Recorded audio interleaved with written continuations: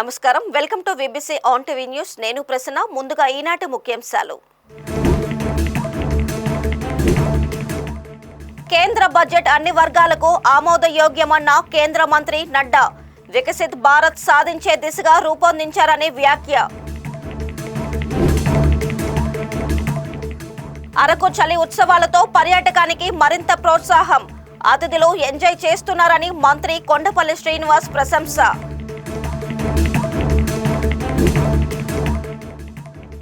గిరిజన చట్టాల జోలికి వస్తే సహించబోమన్న గిరిపుత్రులు 1/70 చట్టంపై స్పీకర్ వ్యాఖ్యలు సరికాదని వ్యాఖ్య క్షమాపణ చెప్పాలని డిమాండ్ ఫీజు రియంబర్స్మెంట్ తక్షణం విడుదల చేయాలన్న వైసీపీ ఈ నెల 5 నుండి ఫీజు పోరుకు పిలుపు పోస్టర్ విడుదల కేంద్ర బడ్జెట్ 2025 దేశంలోని 140 కోట్ల మంది భారతీయుల కలలను సాకారం చేసే దూరదృష్టితో కూడినదని కేంద్ర ఆరోగ్య శాఖ మంత్రి జేపీ నడ్డా అన్నారు. వ్యవసాయం, ఎంఎస్ఎంఈ, పెట్టుబడి, ఎగుమతి అనే 4 శక్తులపై దృష్టి సారించడం ద్వారా ఈ బడ్జెట్ పేదలు, యువత, రైతులు ఇంకా మహిళల ఆకాంక్షలను ముందుకు తీసుకువెళుతుందని పేర్కొన్నారు. ఈ బడ్జెట్ వికసిత భారత్ దార్శనికతకు మార్గం చూపుతుందని, ఎవరూ వెనుకబడిపోకుండా ఉండేలా చూసే విధంగా రూపొందించబడిందని వ్యాఖ్యానించారు. ఇది పురోగతికి మార్గమని, బలమైన సుసంపన్నమైన స్వావలంబనతో కూడిన భారతదేశ పునర్నిర్మాణానికి ఈ బడ్జెట్ దిశానిర్దేశం చేస్తుందని కేంద్ర మంత్రి ఉద్ఘాటించారు. आज जो बजट भारत की वित्त मंत्री आदरणीय श्रीमती निर्मला सीतारमण जी ने रखा है, वह बजट बहुत ही संतुलित, ऑल इंक्लूसिव और विकास को बढ़ावा देने वाला बजट है। यह बजट विकसित भारत के संकल्प को गति देने वाला बजट है। इस बजट में गरीब और किसान का कल्याण है, वंचितों का सम्मान है और नारी शक्ति और मध्यम वर्ग का उत्थान समाहित है। हमारा बजट इस प्रकार से कहा जाए तो ये आम व्यक्ति का बजट है, सिटीजन सेंट्रिक बजट है।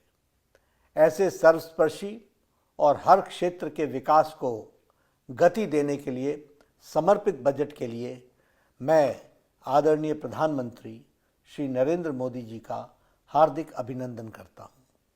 वित्त मंत्री श्रीमती निर्मला सीतारमण जी एवं उनकी पूरी टीम को अपने पार्टी के करोड़ों करोड़ों कार्यकर्ताओं की ओर से हार्दिक बधाई देता हूं। सशक्त नेतृत्व ही विकसित भारत को आकार दे रहा है।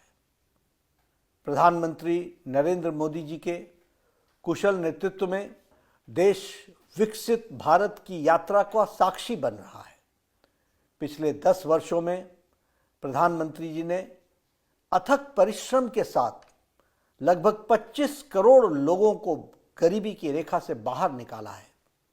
साथ ही देश के मध्यम वर्ग के परिवारों को बहुत बड़ी राहत प्रदान करते हुए टैक्स में के दायरे में छूट 12 लाख रुपए तक का बढ़ा दिया है। इस बजट में युवाओं के कौशल, कृषि में निवेश और ग्रामीण क्षेत्रों में रोजगार के विकल्प सृजित करने पर खासा ध्यान दिया गया है। इस बजट में अध्यात्मवाद और आधुनिकता का अद्भुत संगम देखने को मिलता है। रामायण सर्किट और बुद्ध सर्किट के निर्माण की घोषणा के साथ साथ राज्यों के इंफ्रास्ट्रक्चर विकास के लिए 1.5 लाख करोड़ रुपए का प्रावधान किया गया है। न्यूक्लियर एनर्जी मिशन के लिए 20,000 करोड़ रुपए की शुरुआत में भारत ऊर्जा क्षेत्र में आत्मनिर्भर बनने की दिशा में एक बड़ा कदम है।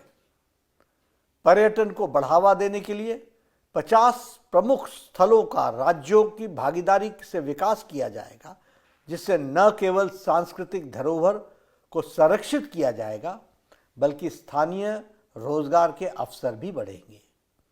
आईआईटी की क्षमता का विस्तार तकनीकी शिक्षा और नवाचार को सशक्त बनाएगा।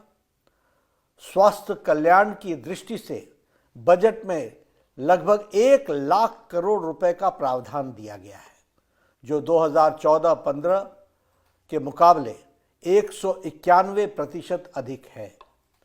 कैंसर से पीड़ित मरीजों को राहत देने के लिए 36 लाइफ सेविंग ड्रग्स, 36 जीवन रक्षक दवाओं को कस्टम ड्यूटी से पूरी तरह छूट दे दी गई है। अगले वर्ष तक हमारे मेडिकल कॉलेजेस में 10,000 एक्स्ट्रा सीट जोड़ी जाएंगी। इस तरह हम प्रधानमंत्री जी के 5 सालों के 75,000 मेडिकल सीट्स जोड़ने के संकल्प को पूरा करने में अग्रसर है। बिहार के किसानों के लिए मखाना बोर्ड की स्थापना और देश में दालों के उत्पादन को बढ़ाने पर विशेष ध्यान दिया गया है, जिससे कृषि क्षेत्र में नई मजबूती मिलेगी। लघु उद्योगों को और स्टार्टअप को बढ़ावा देने के लिए स्टार्टअप लोन की सीमा को 10 करोड़ से बढ़ाकर 20 करोड़ रुपए तक कर दी गई है, जो नए उद्यमियों और युवाओं के लिए सुनहरे अवसर प्रदान करेगा। इस बजट में विकास भी और विरासत भी संरक्षित हुई है।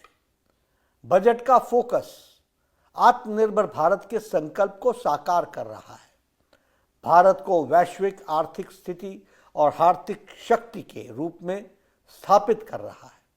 This is the golden era of development and of reforms. विकास का गोल्डन एरा यानी स्वर्णिम युग है। मैं पुनः ऐसे कल्याणकारी बजट के लिए, सिटीजन सेंट्रिक बजट के लिए आदरणीय प्रधानमंत्री श्री नरेंद्र मोदी जी को और वित्त मंत्री श्रीमती निर्मला सीतारमण जी को एवं उनकी पूरी टीम को कोटि कोटि साधुवाद देता हूं, बधाई देता हूं। అల్లూరి జిల్లా అరకు లోయలో చలి ఉత్సవాలు ఆనందోత్సాహాలతో జరుగుతున్నాయి. దేశంలోని పలు ప్రాంతాల నుండి పర్యాటకులు పెద్ద సంఖ్యలో ఇక్కడకు వచ్చి ప్రకృతి అందాలను వీక్షించి అద్భుతమైన అనుభూతులకు లోనవుతున్నారు. అరకులో ప్రత్యేకంగా చలి ఉత్సవాలను నిర్వహించడం పట్ల హర్షం వ్యక్తం చేస్తున్నారు. కాగా రాష్ట్ర చిన్న మధ్య తరహా పరిశ్రమల శాఖ మంత్రి కొండపల్లి శ్రీనివాస్ కుటుంబ సమేతంగా అరకు ఉత్సవాలకు హాజరయ్యారు. హెలికాప్టర్లో పర్యటించి ప్రకృతి అందాలను వీక్షించారు. ఈ సందర్భంగా మంత్రి కొండపల్లి మాట్లాడుతూ ప్రభుత్వం అరకు చలి ఉత్సవాలు నిర్వహించడం, ఉత్సవాలకు మంచి స్పందన రావడం ఆనందంగా ఉందన్నారు. ఈ ఉత్సవాలకు ఉత్తరాంధ్ర నుండే కాకుండా రాష్ట్రంలోని అనేక జిల్లాల నుండి పర్యాటకులు వస్తున్నారని చెప్పారు. ఈ ఉత్సవాలను ప్రతి ఒక్కరూ ఎంజాయ్ చేస్తున్నారని, ఇలాంటి ఉత్సవాల వల్ల అరకు పర్యాటక కేంద్రానికి మంచి గుర్తింపు వస్తుందని మంత్రి పేర్కొన్నారు. ప్రభుత్వం ఏర్పాటు చేసినటువంటి టూరిజం ఫెస్టివల్ చలి ప్రోగ్రామ్కి ఇచ్చేయడానికి ఫ్యామిలీతో రావడం జరిగింది. చాలా మంది ఇక్కడ ఫెస్టివల్ ఎంజాయ్ చేస్తారనిపిస్తుంది. అరకు వ్యాలీ అంతా కూడా విజిటర్స్తో నిండిపోయి ఉంటుంది. ఇక్కడ ఉత్తరాంధ్ర నుంచే కాకుండా నేను చూస్తున్నాను, వేరే జిల్లాల నుంచి, కడప జిల్లా నుంచి, అలాగే నగిరి కాన్స్టిట్యూన్సీ నుంచి, చాలా జిల్లాల నుంచి ఇక్కడికి వచ్చి ఈ ఫెస్టివల్ ఎంజాయ్ చేయడానికి రావడం జరిగింది. చాలా ఆనందంగా ఉంది. ఎందుకంటే గవర్నమెంట్ ఈ రకంగా ఫెస్టివల్ అనౌన్స్ చేయడం చాలామంది భాగస్వామ్యం ఖచ్చితంగా చాలా ఆనందంగా ఉంది.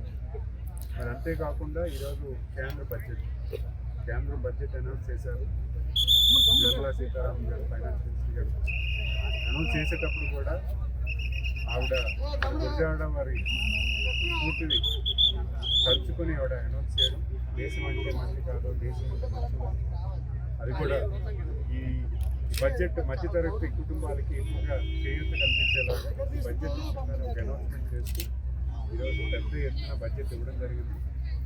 ముఖ్యంగా రైతులకి చాలా పెద్ద ఎత్తున కిసాన్ క్రెడిట్ కార్డులో లిమిట్స్ పెంచడం కావచ్చు, వాతాలు ఉత్పత్తులకి తగిన సాయం చేయడానికి కానీ, అలాగే ఎడ్యుకేషన్ కూడా పెద్ద పీట వేశారు. ఎడ్యుకేషన్ కూడా చాలా స్కూల్స్లో 50,000 స్కూళ్ళల్లో అటల్ ల్యాబ్స్ కూడా పెట్టడానికి, అంతేకాకుండా చాలా స్కూల్స్లో కూడా శిక్షణ నైపుణ్యం పెంచేదానికి, మరీ ముఖ్యంగా ఈరోజు మా డిపార్ట్మెంట్ అయినటువంటి ఎంఎస్ఎంఈ డిపార్ట్మెంట్, ఈరోజు ఎంఎస్ఎంఈ డిపార్ట్మెంట్లో కూడా పెద్ద చేయూతను కల్పించారు. మన 5 కోట్ల సిజిసి ఏదైతే ప్రోగ్రామ్ ఉందో, సిజిటిఎంఎస్సి ప్రోగ్రాంలో 5 కోట్ల లిమిట్ ఉంది, దాన్ని 10 కోట్ల వరకు పెంచడం, అలాగే స్టార్టప్స్ కూడా 10 కోట్ల నుంచి 20 కోట్ల వరకు పెంచడం. మరి అంతేకాకుండా గతంలో 1,00,000 కోట్లు ఎంఎస్ఎంఈకి ఇవ్వడం జరిగింది. ఇప్పుడు మరొక 1,50,000 కోట్ల రూపాయలు మరి ఎంఎస్ఎంఈకి ఇవ్వడం జరుగుతుంది. ఇవన్నీ కాకుండా సెక్టర్ బేస్డ్ పార్క్స్ కూడా పెట్టడానికి కూడా గవర్నమెంట్ ఆలోచిస్తుంది. కేంద్ర ప్రభుత్వం మద్దతు తెలియజేస్తుందంటే ఖచ్చితంగా మనం అందరూ అభినందించాలి. అలాగే దేశంలో కూడా టాయ్స్ మ్యానుఫ్యాక్చరింగ్కి పెద్ద సపోర్ట్ ఇవ్వాలని, టాయ్స్ మ్యానుఫ్యాక్చరింగ్ హబ్ కూడా దేశంలో 10 చోట్ల చేయూతను కల్పించడానికి కూడా కేంద్ర ప్రభుత్వం నిర్ణయించిందంటే ఖచ్చితంగా మనందరం కూడా అభినందించాలి. అంతేకాకుండా రాష్ట్రానికి కూడా చాలా మంచి సపోర్టు కేంద్ర ప్రభుత్వం ఇస్తుంది. పోలవరం కూడా పెద్ద ఎత్తున సపోర్ట్ ఇవ్వడం కూడా మనందరం కూడా అభినందించాలి. ముఖ్యంగా ఈ ఎన్డీఏ ప్రభుత్వంలో రాష్ట్ర కేంద్ర ప్రభుత్వాలు కలిసికట్టుగా నడుస్తూ ఈరోజు రాష్ట్రానికి సరైన సాయం అందించి రాష్ట్రాన్ని ముందుకు తీసుకున్నందుకు మనందరం కూడా కేంద్ర ప్రభుత్వానికి, మోడీ గారికి అందరికీ కూడా ధన్యవాదాలు తెలియజేసుకుంటూ ఈ కేంద్ర బడ్జెట్ కూడా ఖచ్చితంగా ఈ రాష్ట్రానికి రానున్న 5 కాలంలో ఒక మంచి అభివృద్ధి జరుగుతుందని తెలియజేస్తున్నాను. అరకులో చలి ఉత్సవాలు నిర్వహించడంతో పాటు ఈ సంవత్సరం ప్రత్యేకంగా హెలికాప్టర్ రైడ్ ప్రవేశపెట్టడం పర్యాటకులకు చాలా సంతోషాన్నిచ్చిందని పెదలపూడు మేజర్ గ్రామ పంచాయతీ సర్పంచ్ పెట్టెల దాసుబాబు అన్నారు. అరకు వ్యాలీ అందాలను హెలికాప్టర్ నుండి వీక్షించడం పర్యాటకులకు మరచిపోలేని గొప్ప అనుభూతినిస్తుందని ఆయన పేర్కొన్నారు. నా పేరు పెట్టేలి దాసుబాబు అండి. పెదలపూడు మేజర్ గ్రామ పంచాయతీ సర్పంచ్, అరకువేలి మండలం, అల్లూరి సీతారామరాజు డిస్ట్రిక్ట్. 31 నుండి మన అరకులో చలి ఉత్సవం జరుగుతుంది. ఈ సందర్భంగా మరి రాష్ట్ర ప్రభుత్వం ఆధ్వర్యంలో ఎలి ప్లేయింగ్ రైడింగ్ కూడా పెట్టారు. మరి ఇలా పెట్టడం అనేది చాలా సంతోషంగా మేమైతే అనుకుంటున్నాము. ఎందుకంటే అరకుని కింద నుండి చూస్తే ఒక ఎత్తు, హెలికాప్టర్ ఎక్కి చూస్తే కిందన చూస్తే ఒక ఎత్తు, చాలా అందంగా ఉంది. మరి ఇలాంటి అందాన్ని ఇక్కడ వచ్చినటువంటి పర్యాటకులకు చూపించడం అనేది ఇది గొప్ప విషయం. ఇది ఈ ఒక్క 1 year లోనే కాకుండా ఇది తరచూ ప్రభుత్వం దీన్ని ఒక బాధ్యతగా తీసుకొని తరచూ వచ్చినటువంటి పర్యాటకులకు ఇటువంటి సౌకర్యం కల్పిస్తే అరకులో ఇంకా పర్యాటకులు పెరిగి ఇక్కడ ఉన్నటువంటి నిరుద్యోగులకు కూడా ఉపాధి వచ్చే అవకాశం ఉంటుందని మేమైతే అనుకుంటున్నాము. Thank you. ఆదివాసీ చట్టాలపై స్పీకర్ చింతకాయల అయ్యన్న పాత్రుడు వ్యాఖ్యలను ఆదివాసీ సంఘాల ప్రతినిధులు ఖండించారు. ఈ మేరకు ఆదివాసీ గిరిజన సంఘం ఆధ్వర్యంలో హుకుంపేట మండలం మోదమాంబ గుడి నుంచి మండల కేంద్రం వరకు ర్యాలీ నిర్వహించారు. ఈ సందర్భంగా సంఘం ప్రతినిధులు, సభ్యులు, అఖిలపక్ష నేతలు మాట్లాడుతూ ఆదివాసీ చట్టాల జోలికి వస్తే సహించేది లేదని హెచ్చరించారు. కూటమి ప్రభుత్వం గిరిజన చట్టాలను గౌరవించాలని ఆదివాసీ సంఘాల ప్రతినిధులు స్పష్టం చేశారు. ఆదివాసీ ప్రాంతంలో 1/70 చట్టం సవరణ ద్వారానే ఏజెన్సీ ప్రాంతానికి పెట్టుబడులు వస్తాయని చెప్పిన స్పీకర్ చింతకాయల అయ్యన్న పాత్రుడు బేషరతుగా ఆదివాసీ సమాజానికి క్షమాపణలు చెప్పాలని డిమాండ్ చేశారు. 1/70 చట్టంలో మార్పులు చేర్పులు చేపట్టాలంటే రాజ్యాంగ సవరణ చేయాలని, అది భారతదేశ పార్లమెంట్లో బిల్లు పాస్ అయితేనే తప్ప జరగదని గుర్తు చేశారు. అసెంబ్లీ సభాపతి గారు, గౌరవమైన సభాపతి, గిరిజన హక్కుల చట్టాల మీద కన్ను పడడము, ఆవాలన చేయడం చాలా దుర్మార్గము. గత నెలలో దావోస్ లో జరిగినటువంటి ఒప్పందంలో చంద్రబాబు నాయుడు గారు, గౌరవ ముఖ్యమంత్రి, ఇక్కడ అపారమైన ఖనిజ సంపదని దోచుకెళ్లడానికి ప్రైవేట్ పరం చేయడం కోసమే సభాపతి ద్వారా 1/70 చట్టాన్ని సవరిస్తామనడం చాలా దుర్మార్గమైనది. ఇది గిరిజన తరపున ఖండిస్తున్నాం. గిరిజన హక్కుల జోలికి వస్తే గిరిజన ఆగ్రహాన్ని చవి చూడక తప్పదనేది కూటమి తెలుగుదేశం, జనసేన, బీజేపీ రాష్ట్ర ప్రభుత్వానికి గిరిజన తరపున హెచ్చరిక జారీ చేస్తున్నాం.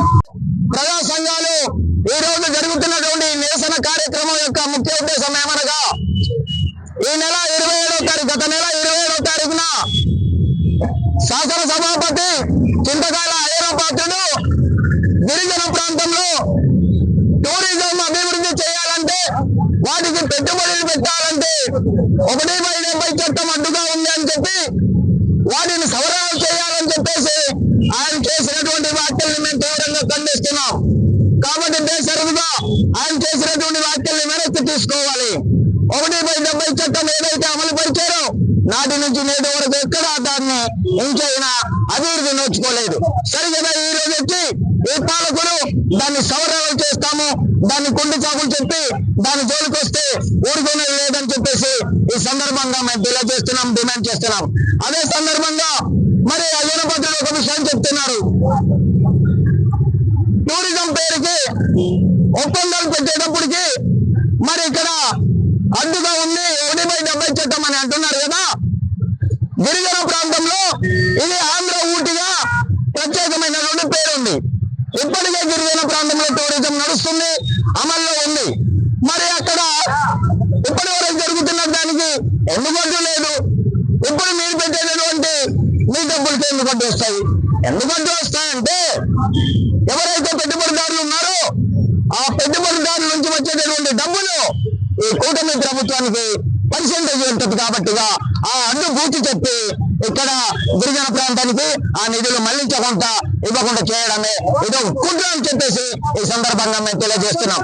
అదే సందర్భంగా 1/70 చట్టాన్ని ఇప్పటికే అమలు కాకుండా అనేక రకాలుగా మీరు నడుగార్చారు. ఆ ఉన్నటువంటి కొద్దిపాటి హక్కులైనా పూర్తిగా భూస్థాపితం చేయడమే ఈ కూటమి యొక్క ఉద్దేశంగా కనబడుతుంది. అదొక భయంకరమైన కుట్ర. ఆ కుట్రని మేము గ్యారంటీగా తిప్పికొడతాం. గిరిజనులందరినీ ఏకం చేస్తాం. మిమ్మల్ని వదిలేలేదని ఈ సందర్భంగా మేము డిమాండ్ చేస్తూ తెలియజేస్తున్నాం. నమస్కారం. ఈ నెల 5వ తేదీన రాష్ట్ర వ్యాప్తంగా ఫీజు పోరు కార్యక్రమానికి వైసీపీ పార్టీ పిలుపునిచ్చింది. ప్రభుత్వం చెల్లించాల్సిన ఫీజు రియంబర్స్మెంట్ బకాయి 3,900 కోట్ల రూపాయలకు చేరిందని, దీన్ని వెంటనే విడుదల చేయాలంటూ మాజీ మంత్రి విశాఖ జిల్లా పార్టీ అధ్యక్షుడు గుడివాడ అమర్నాథ్ డిమాండ్ చేశారు. ఫీజులు కట్టకపోతే వెళ్లిపోండని కళాశాల యాజమాన్యాలు తెగేసి చెబుతున్నా ప్రభుత్వానికి చీమ కుట్టినట్లయినా లేదని ఆయన విశాఖలోని మీడియా సమావేశంలో ఆరోపించారు. ఈ సందర్భంగా ఫీజు పోరు పోస్టర్ను ఆయన విడుదల చేశారు. వారు ఎన్నికల్లో ఇచ్చినటువంటి హామీలు, ఎన్నికల్లో గెలవడానికి ఇచ్చినటువంటి హామీలు, వాటితో పాటు కొన్ని ప్రధానమైనటువంటి స్కీమ్స్ స్వర్గీయ రాజశేఖర రెడ్డి గారి హయాంలో ప్రారంభించినటువంటి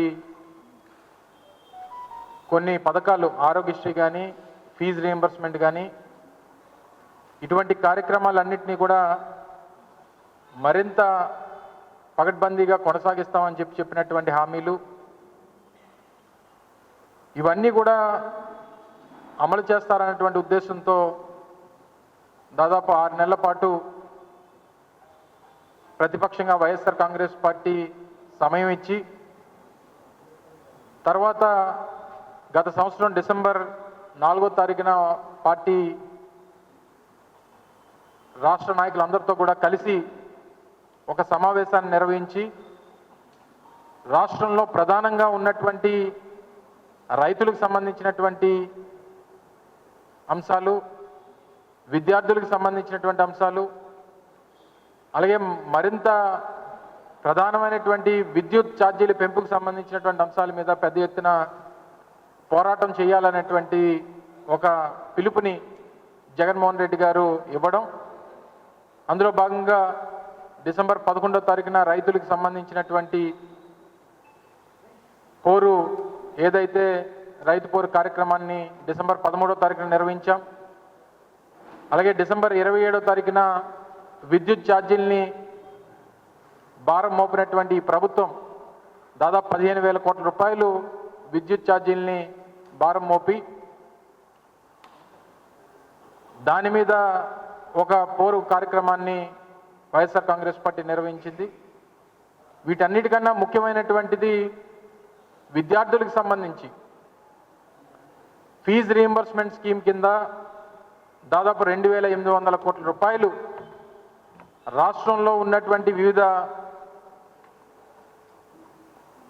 రూపాల్లో చదువుతున్నటువంటి విద్యార్థులు, డిగ్రీ కానీ లేదా పీజీ కానీ ఇతరితర దాంట్లో చదువుతున్నటువంటి పిల్లలకు సంబంధించినటువంటి ఫీజు రీయింబర్స్మెంట్ ఏదైతే ఉందో గడిచినటువంటి 4 క్వార్టర్లుగా ప్రభుత్వం చెల్లించాల్సినటువంటి బాధ్యత తీసుకోకుండా పూర్తిగా గాలికి వదిలేసి విద్యార్థులు ఈరోజు ఇబ్బందులు పడుతూ ఉన్నారు. విద్యార్థులకు సంబంధించినటువంటి తల్లిదండ్రుల మీద ఒత్తిడి తీసుకొస్తూ ఉన్నారు. విద్యార్థులకి కొంతమందిని మీరు మానేసి వెళ్ళిపోండి డబ్బు కట్టకపోతే అని చెప్పి మానసికంగా వాళ్ళని వేధిస్తూ ఉన్నారు. ఇన్ని జరుగుతూ ఉన్నా సరే ప్రభుత్వం ఎక్కడా కూడా కనీసం చీమ కుట్టినట్టు కూడా లేకుండా వారు ఏమైపోయినా పర్వాలేదు, మేము చెల్లించాల్సినటువంటి డబ్బు మేము చెల్లించాం, పిల్లల మీద ఒత్తిడి వచ్చినా పర్వాలేదు, పిల్లలకి ఏం జరిగినా పర్వాలేదు, పిల్లలు చదువు మానేసినా పర్వాలేదు, పేదవాడి తాలూకా ఇంట్లో చదువు అనేటువంటిది ఉండడానికి వీల్లేదు అనేటువంటి విధంగా ఈరోజు రాష్ట్ర ప్రభుత్వం వ్యవహరిస్తూ ఉంది. మీ అందరికీ తెలుసు, ఫీజు రీయింబర్స్మెంట్ స్కీమ్ దివంగత మహానేత వైఎస్ రాజశేఖర రెడ్డి గారి హయాంలో ఏ రకంగా పేదవాడి ఇంట్లో నుంచి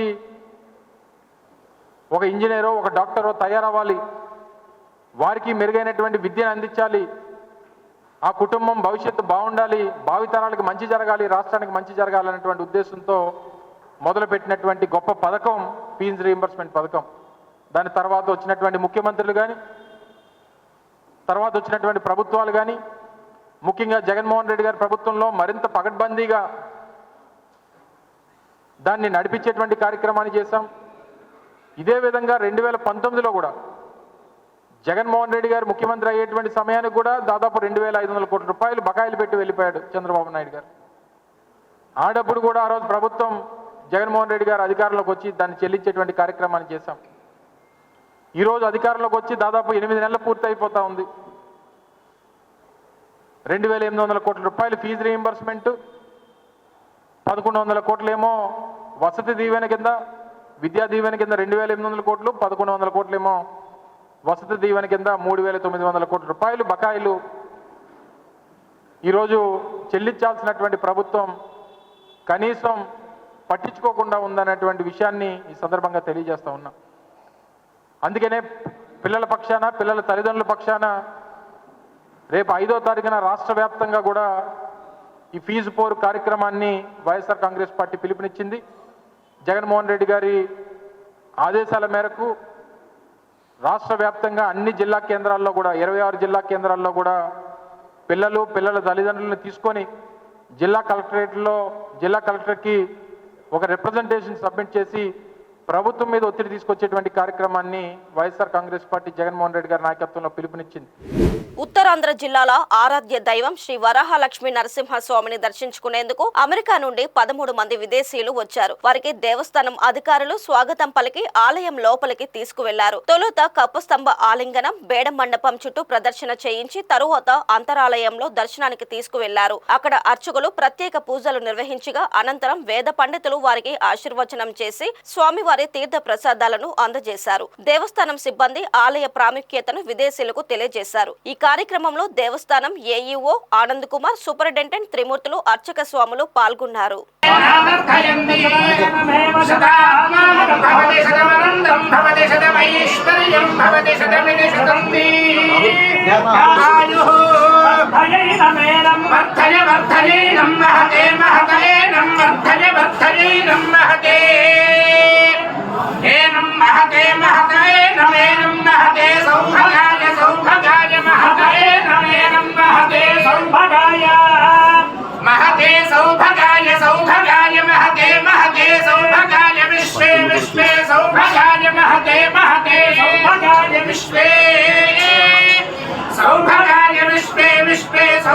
East Coast, and this is my second time to the temple, and each time has been better than the last.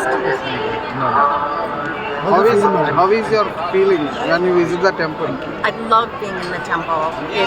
It's an experience that I keep with me all year long, and I've thought about it again and again.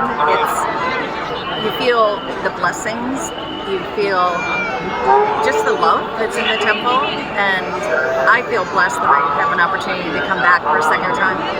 How is your experience when you are in the temple? It's very peaceful. I find it calming, and I don't think about other things. I just concentrate on being there and being in the moment, and so that makes it very special for me. And like all the outside world just goes away, and you just concentrate on getting the blessing and praying for the people that you need to pray for, and for all the things you want to happen in the world. So I feel very, very lucky to be able to come back. పేరు సునీత. మేము US నుండి వచ్చాము. మాతో పాటు మా friends, colleagues అందరినీ కూడా మేము తీసుకొచ్చాము. ఇక్కడ సింహాచలం దేవస్థానం చూపించి ఇక్కడ మన తెలుగు సాంప్రదాయం మనం ఎలా ఫాలో అవ్వాలనేసి మేము అందరం కలిసిగా వచ్చాము. అన్నీ కలిసే చేసాము. మేము చాలా సంతోషంగా ఉన్నాము. మాకు దర్శనము, ప్రసాదం అన్నీ చాలా బాగా నచ్చాయి. మేము మళ్ళీ వస్తాము.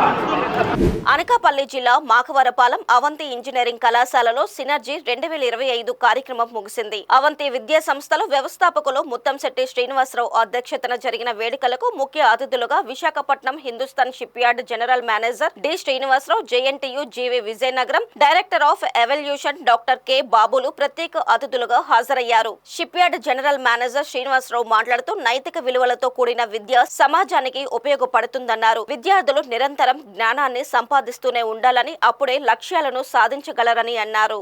For these 2 days, our departments have organized expert talks, paper presentations, poster presentations, technical quiz, and other skill-based events, engaging both our students and participants from various institutions. In addition to these various competitions, Synergy 2025 also featured expert talks on emerging topics across different departments. In Electrical Engineering Department, there was an expert talk on solar energy by Sri Sai Charan from Jinko Solar. Dr. Ramulu, Department of EEE NIT Warangal, has delivered a lecture on energy storage technologies for hybrid vehicles. 48 teams have participated in paper presentation and 18 teams have participated in project expo and 26 teams have participated in poster presentation from Electrical Engineering Department. Technical quiz is also conducted in which 165 students have participated. In Mechanical Engineering Department, 16 technical papers, 14 posters and 6 models were presented by the students. 64 students have participated in technical quiz. Dr. G. Ravikiran Shastri Garu, Department of Mechanical Engineering from NIT AP, has delivered a lecture on hydrogen for future sustainable energy systems. Sri Prakash Inturi, General Manager Dyno PTS, Visakhapatnam, has delivered an expert talk on advanced software tools in mechanical engineering.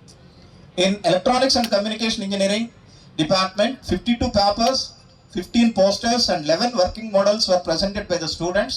There was an expert talk on rugged boards in embedded systems by Sri Vallabhrao Garu, Managing Director of Phytech Embedded Systems, Bangalore. Muttamsetti Srinivasarao మాట్లాడుతూ భారతదేశానికి యువత విలువైన ఆస్తి అంటూ దేశ గొప్పదనాన్ని ప్రపంచానికి స్వామి వివేకానంద చాటి చెప్పారన్నారు. వివిధ పోటీల్లో గెలుపొందిన విద్యార్థులను అభినందించారు. ఇటువంటి కార్యక్రమాలలో పాల్గొని సాంకేతిక నైపుణ్యాన్ని అభివృద్ధి చేసుకోవాలని ఆకాంక్షించారు. పాజిటివ్ గా ఉంటే మీరు అబ్దుల్ కలాం గారు అవుతారు, ఆయన ఇంజనీరే. అయ్యా నెగిటివ్ గా ఉంటే ఒసామా బిన్ లాడెన్, ఆయన కూడా ఇంజనీరే. ఆయన ఏం చేశాడు, ప్రపంచంలోనే ఒక పెద్ద టెర్రరిస్ట్. ఈయన అబ్దుల్ కలాం గారు ప్రపంచంలోనే గర్వించదగ్గ ఒక మేధావి అయ్యాడు. కాబట్టి మీ ఆలోచనలు ఎప్పుడూ కూడా ఇన్నోవేటివ్గా ఉండాలి, ఇంక్యుబేటివ్గా ఉండాలి. కాబట్టి మీకు ఈ 2 రోజులు మరి సినర్జీ ఉపయోగపడిందని మీ అందరూ కూడా తెలియజేసుకుంటూ, మీలో ఉన్నటువంటి ఒక ఇన్ఫీరియారిటీని పారదోలడానికి, మీలో ఉన్నటువంటి క్రియేటివ్ స్కిల్స్ని ఎంకరేజ్ చేయడానికి మీ ఈ 2 days ఈవెంట్ ఉపయోగపడిందని, మరి మీలో కొంతమంది అయినా ఈరోజు మరి జాతీయ స్థాయి ఇన్స్టిట్యూషన్స్ అనేటువంటి ఐఐటి కానీ, ఎన్ఐటి కానీ, మరి జేఎన్టీ విజయనగరం కానీ, అలాగే మరి షిప్ యార్డ్ నుంచి కానీ ఎంతోమంది వారు మేధావులు రావటం, మరి మీ అందరితో ఇంటరాక్ట్ అవ్వటం, మీ అందరినీ కూడా బోత్ కమ్యూనికేటివ్ పరంగా కానీ, టెక్నికల్గా కానీ, జనరల్ ఓరియంటేషన్ కానీ మీ అందరికీ ఇవ్వడం జరిగింది. తిరుపతి జిల్లా రేణిగుంట మేజర్ పంచాయతీ పారిశుద్ధ్య కార్మికులు నిరసన చేపట్టారు. 30 సంవత్సరాల నుంచి విధులు నిర్వహిస్తున్న తమకు చాలని జీతాలు ఇస్తున్నారని, ఈ జీతాలతో బతుకు భారంగా ఉందని వాపోయారు. జీతాలతో పాటు యూనిఫామ్ అలవెన్స్, ఈఎస్ఐ, పిఎఫ్లను పెంచాలని డిమాండ్ చేశారు. జీతాలు సకాలంలో చెల్లించడం లేదని, అనేక సార్లు పంచాయతీ ఈవో, సర్పంచ్ కు అర్జీలు పెట్టుకున్నా ఫలితం లేదని పంచాయతీ కార్మికుడు కృష్ణమూర్తి కార్మికుల గోడును వెళ్లబుచ్చుకున్నారు. ఎమ్మెల్యే బొజ్జల సుధీర్ రెడ్డి స్పందించి తమకు న్యాయం చేయాలని కోరారు. కాగా కార్మికుల నిరసనకు ఏఐటియుసి మద్దతు ప్రకటించింది. ఈ మేరకు ఏఐటియుసి శ్రీకాళహస్తి నియోజకవర్గ ప్రధాన కార్యదర్శి వైఎస్ మణి మాట్లాడుతూ, తిరుపతికి ముఖద్వారమైన రేణిగుంట పంచాయతీ కార్మికులు అనేక ఇబ్బందులు పడుతున్నారని, వీరికి న్యాయం చేయాలని కోరారు. కార్మికులకు న్యాయం జరగని పక్షంలో ధర్నాకు సిద్ధమవుతామని వైఎస్ మణి తెలిపారు. రేణిగుంట పంచాయతీ అంటే భారతదేశంలోనే మంచి పేరు. ఎందుకంటే కలియుగ దైవం వెంకటేశ్వర స్వామికి ముఖద్వారం, పైగా ఇంటర్నేషనల్ ఎయిర్పోర్ట్ కూడా మనకు రేణిగుంటలోనే పంచాయతీలోనే ఉంది. ఇంత పెద్ద విమానాశ్రయము, ఇక్కడ 100 మంది కార్మికులు ఉన్నారు. కానీ ఈ 100 మంది కార్మికులు ఊర్లో ఉన్న ఉచ్చ పియ అంతా 5 గంటలకే లేచి శుభ్రపరుస్తారు. కానీ వాళ్ళకి కనీస యూనిఫామ్స్ కానీ, సౌకర్యాలు కానీ, సోపు కానీ, కొబ్బరి నూనె కానీ, జీతాలు కానీ, సరైన పనికి సరైన జీతం, సమాన పనికి సమాన వేతనం. ఈరోజు మనకు సుప్రీంకోర్టు యాక్ట్ ప్రకారం 26,000 ఇవ్వాలి. మనం 26,000 కూడా అడగడం లేదు, 21,000 అడుగుతున్నాం. ఎందుకంటే ఈరోజు మాకంతా ఇక్కడ అద్దె కొంపల్లో ఉన్నారు. ఎవరికి కూడా సరైన గృహం కానీ, ఇల్లు కానీ లేదు, కనీసం గుడిసి కూడా లేదు. ఇంతకాలంగా పనిచేస్తున్నారు. పంచాయతీలో భూములు లేవంటే దండిగా ఉన్నాయి. చాలా భూములు ఉన్నాయి. ఏమైందో ఒక 4 ఎకరాల్లో మన వాళ్ళకి ఇంటి పట్టాలు ఇచ్చి వాళ్ళు కాపాడుకొని వాళ్ళకి మంచి జీతాలు ఇచ్చి ఈ పంచాయతీ బాగుండాలి, ఈ పంచాయతీ శుభ్రంగా ఉండాలి అని పనిచేసే నాయకులకి మంచి జీతాలు ఇచ్చి వాళ్ళకి మంచి సౌకర్యాలు ఏర్పాటు చేయాల్సిన బాధ్యత ఎంతైనా ఇక్కడ ఉన్న అధికారులకు ఉంది. ఈ అధికారులు పట్టించుకోలేని పరిస్థితుల్లో ఉన్నారు. మిత్రులారా, మేము చెప్పేది ఏమంటే ఈరోజు మేము జీతాలు ఇవ్వలేదు, మాకు సరైన ఈ సౌకర్యాలు కల్పించలేదనేసి, మాకు జీతాల ప్రపోజల్ కూడా పెట్టలేదనేసి మనం ఈరోజు సమ్మె కూర్చోవడం జరిగింది. ఈరోజు మా అధికారులు ఒక వారం రోజులు గడువు జరిగింది. ఆ వారంలో మాకు సమస్యలు పరిష్కరిస్తామన్నారు. మేము వారం కాదు 10వ తేదీ వరకు కూడా మేము వెయిట్ చేస్తాము. 10వ తారీఖు లోపుగాన మాకు జీతాలు పరిష్కరించినట్టయితే ఇక్కడున్న ఈఓ గారు కావచ్చు, మనం కలెక్టర్ గారిని కలిసాము, డిపిఓ మేడం గారిని కలిసాం. ఇక్కడ ఈఓ గారికి కూడా మనం ఏం తెలియజేస్తున్నామంటే 10వ తారీఖు జీతాలు ఇవ్వని పరిస్థితుల్లో 11వ తారీఖు మేము మెరుపు సమ్మె కూర్చుంటాము. 10 రోజులు కాదు, నెల రోజులు కాదు, 2 నెలలు అయినా కొని ఎక్కడ ఎక్కడ పేరుకున్నా కానీ విధుల్లోకి వెళ్ళనివ్వము, వేరే వాళ్ళు కూడా రానేమో హెచ్చరిక మేము తెలియజేస్తున్నాము. ఖచ్చితంగా మీరు మాకు పెంచిన జీతాలు ఇవ్వాలి, మాకు 21,000 రూపాయలు జీతాలు ఇవ్వాలి. యూనిఫామ్స్ అన్నీ కూడా మాకు కరెక్ట్గా ఇచ్చి, మాకు ఇంకా వాటర్ మ్యాన్ తక్కువ ఉన్నారు, వర్కర్స్ తక్కువ ఉన్నారు, వాళ్ళందరినీ కూడా సరైన పద్ధతిలో, అంటే మీకు ఇష్టం వచ్చిన లీడర్లు చెప్పినారు, వాళ్ళు చెప్పినారు, వీళ్ళు చెప్పినారు, ఆ పద్ధతిలో కాకుండా సరైన పద్ధతిలో వాళ్ళ పనుల్లోకి తీసుకునేసి వాళ్ళకి కూడా సరైన మాకు సమాన కొరత ఎక్కడైతే ఎంప్లాయీ కొరత ఉన్నదో ఆ కొరతను కూడా భర్తీ చేయాలని తెలియజేస్తున్నాను. పెందుర్తి బీఆర్టీఎస్ రోడ్డుకి ఆనుకొని ఉన్న తాటిపూడు పైప్ లైన్ పగిలి వాటర్ లీక్ అవడంతో సుమారు కిలోమీటర్ మేర రోడ్లు జలమయమయ్యాయి. రోడ్లపై నుండి నీరు ఇళ్లలోకి చేరడంతో స్థానిక ప్రజలు తీవ్ర అసౌకర్యానికి గురయ్యారు. ఈ సంఘటన జరిగిన గంటలు గడుస్తున్నా అధికారులు పట్టించుకోకపోవడంతో అసహనం వ్యక్తం చేశారు. ఇళ్లలోకి నీరు చేరడంతో కనీసం కూర్చోవడానికి కూడా వీలు లేకుండా పోయిందని, వస్తువులు పాడవుతున్నాయని వారు ఆవేదన వ్యక్తం చేశారు. కొత్త వలసలో గ్రామ దేవత పండుగ కావడంతో అటువైపుగా వెళ్లే భక్తులకు సైతం తీవ్ర అసౌకర్యం కలిగిందని స్థానికులు చెబుతున్నారు. ఎంతసేపు నుంచి పారుతుంది వాటర్? మోటార్ కూడా నిండిపోయిందండి, మంచి నీళ్ళు లేకపోవడం అకౌంట్ అయిపోయింది.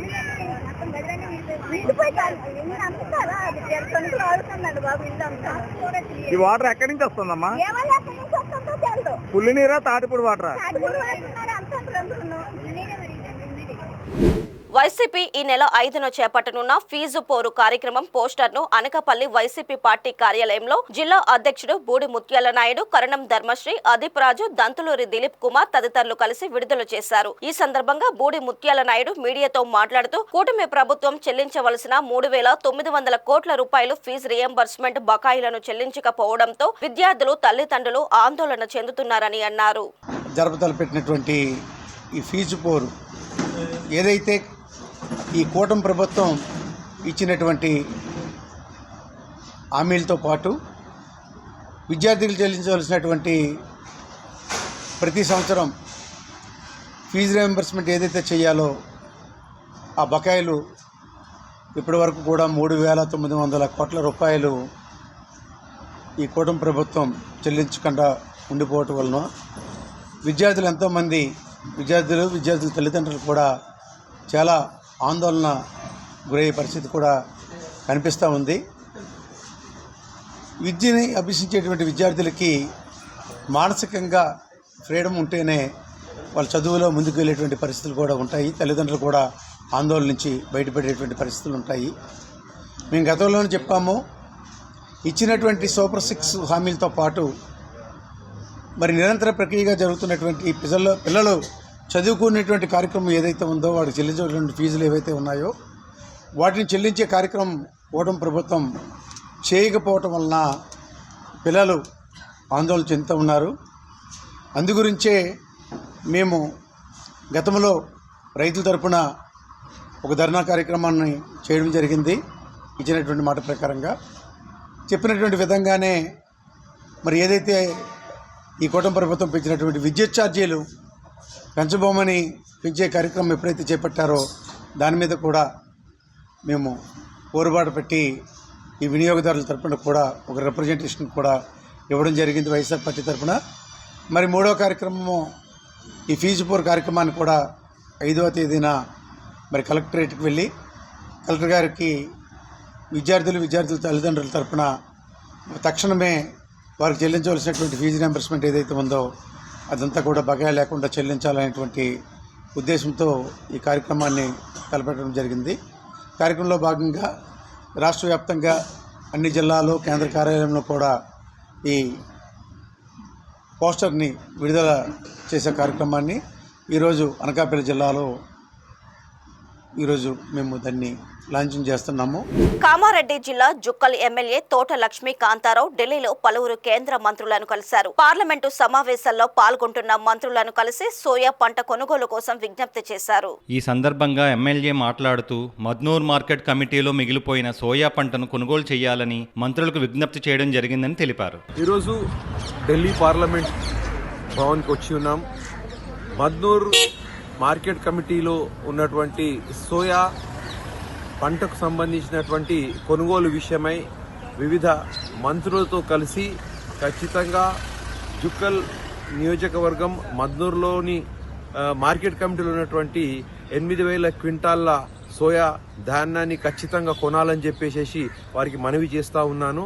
వాళ్ళు సానుకూలంగా స్పందించడం జరిగింది. ఖచ్చితంగా మద్నూర్ ఏఎంసీలో ఉన్నటువంటి ప్రతి చివరి విత్తనం వరకు ప్రభుత్వం కొనుగోలు చేస్తుందని చెప్పేసి మరొకసారి మీకు మనవి చేస్తున్నా. జై హింద్. ఈ వార్తలు ఇంతటితో సమాప్తం. మరిన్ని విశేషాలతో మళ్ళీ కలుద్దాం.